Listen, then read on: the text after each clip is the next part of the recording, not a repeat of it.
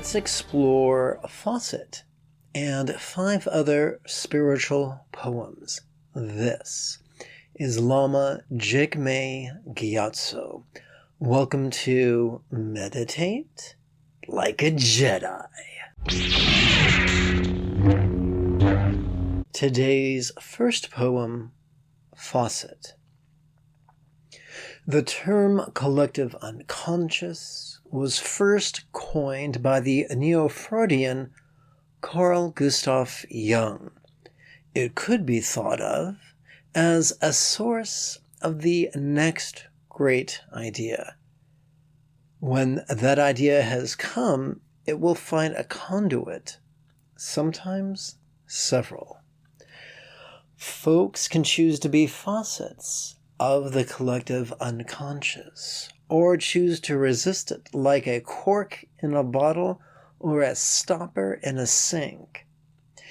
It has been said of women in labor that when the baby is ready to come, it is going to come, whether the doctor is there or not, whether it is convenient or not, whether it is in keeping with so-called decorum or not. Likewise, when the collective unconscious is pregnant with the next new idea, it will find conduits. The question of the mystic or the writer or both is, will I live my life in acquiescence to this collective unconscious, and thus function as a tool for the betterment of humanity and for its continued evolution? Or shall I live my life in resistance to the promptings and leadings of the collective unconscious, forever second-guessing as a slave to my own perfectionistic tendencies? The greatest luminaries urge us to choose the former, to choose to hearken to the whispers of the ethers, and promise that if we do, we will be in for a hell of a ride. Consider Luke upon Tatooine. What could have happened to all his potential if he hadn't chased after R2-D2? What would the Imperial troopers have done to him? Consider Neo in the Matrix. What could have happened to all his potential if he hadn't followed de jure's tattoo of the White Rabbit and met Trinity?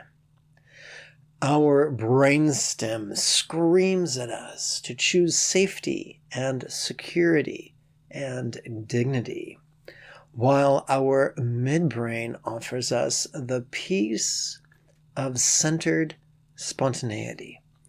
These choices are mutually exclusive, as we can only choose one, and remind me of the passage in the Christian New Testament where John writes, "Perfect love drives out fear." Let us lead a life of centered spontaneity that unlocks our potential to benefit humanity. Today's second poem, Fresh Air. She lamented that her meditation practice had lapsed. I asked her where she used to meditate. She told me she did so in her bedroom. Well, that's your problem right there. I live in sunny Southern California, so I meditate outside in the fresh air, and when it rains, I meditate in the front room, all bundled up and in close proximity to a space heater, but with the front door open so I can breathe that fresh air. There is nothing like it. I could never do that, she explained. It would disturb my concentration. Concentration is not the way of Buddha. It is the way of other paths, but it is not Buddha's path. For he taught to passively and vulnerably notice whatever internal or external experiences play across our 6 senses of sensation, flavor, scent, sound, sight, or mind. Simply notice without shoving away or clutching after. Simply notice in harmony with our inhalation and relax as best we can with each out breath. For relaxing, so I have problems pronouncing that word lately, for relaxing supports release, which supports freedom.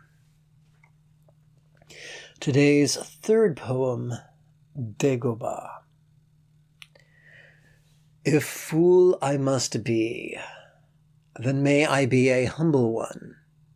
If I stumble into error, do be so kind as to let me know. For nothing is permanent, not even ignorance. And the road to wisdom could be paved with the vulnerability we see with Luke, with Yoda on Dagobah. Today's fourth poem, Whispers. If we look for reasons not to meditate, we will always find them, be they real or fanciful.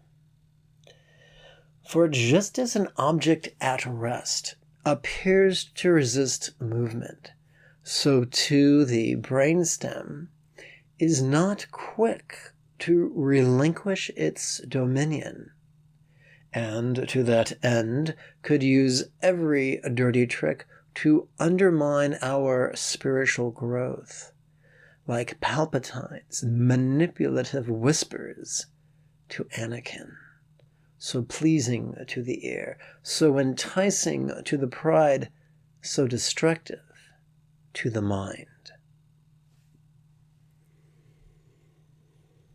Today's fifth poem, Another Jew. In the 1700s, Karma Chakme revealed sky treasures that tugged students away from the rigidity and sectarianism of patriarchy.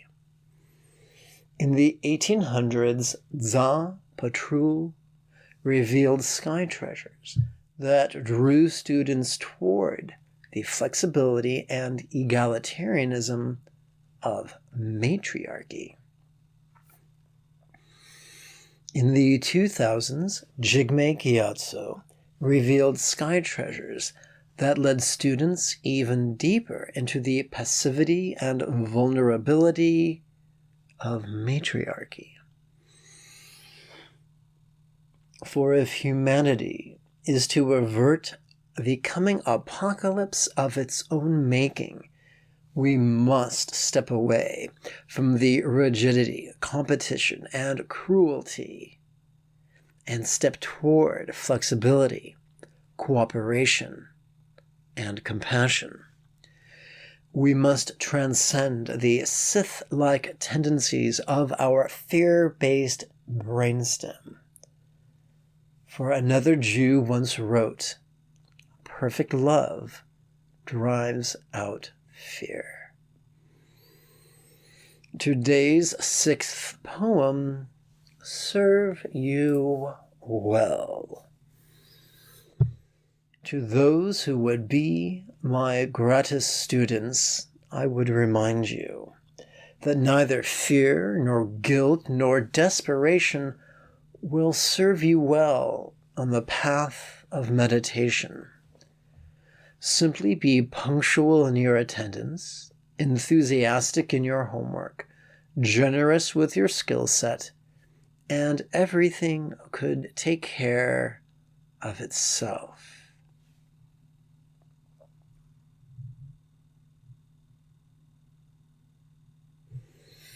Today's seventh and final poem, Posture.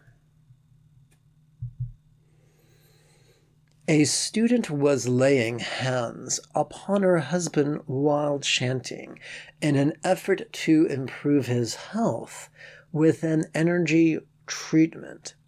As I supervised over the webcam, I watched her complexion redden and heard her voice grow strained and hoarse and stifled. "Miss P, please stop. You are compressing your own airways, harming yourself, and frightening your poor husband."